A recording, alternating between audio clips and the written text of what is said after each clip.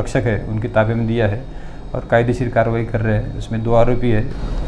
कल रात Malegaon city police station के अंतर्गत एक मोमिनपुरा एरिया आता है, वहाँ पर कुछ जानवर गोवंश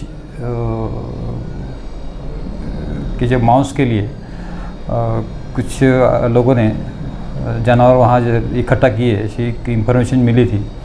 तो रात में हमने हमारे ऑफिसर और कर्मचारियों को भेज के वहाँ पर रेड किया। 12 बड़े जानवर हमने ताबे में लिए हैं। उनके ऊपर महाराष्ट्र प्राणी संरक्षण कायदा 5(ब) और उल्लंघन का 9(a) के तहत हमने उनके ऊपर गुना दाखिल किया है। टोटल 12 जानवर हमने ताबे में लिया है।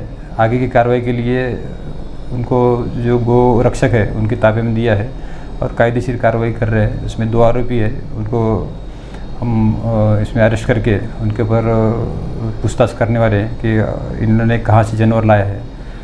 और इस आगे भी हम माननीय हमारे नासिक ग्रामीण के एसपी पाटिल सर, हमारे मालेगांव के एडिशनल एसपी खांडवी सर और हमारे डीवाईएसपी जादव सर, इनके मार्गदर्शन में और इस तरह की बड़ी कार्रवाई हम करने वाले हैं। नज़दीकी महीने भर के अंदर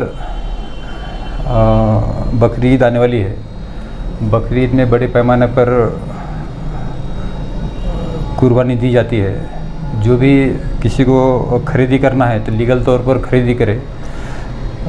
प्रशासन से जो भी मंजूरी ली जाती है वो ले जाके उसको सही ढंग से अगर आप कानून का पालन करते हुए आप कुर्बानी के लिए जो भी जानवर खरीदी करके ला सकते हैं, पर जो प्रोसीजर वो फॉलो करे।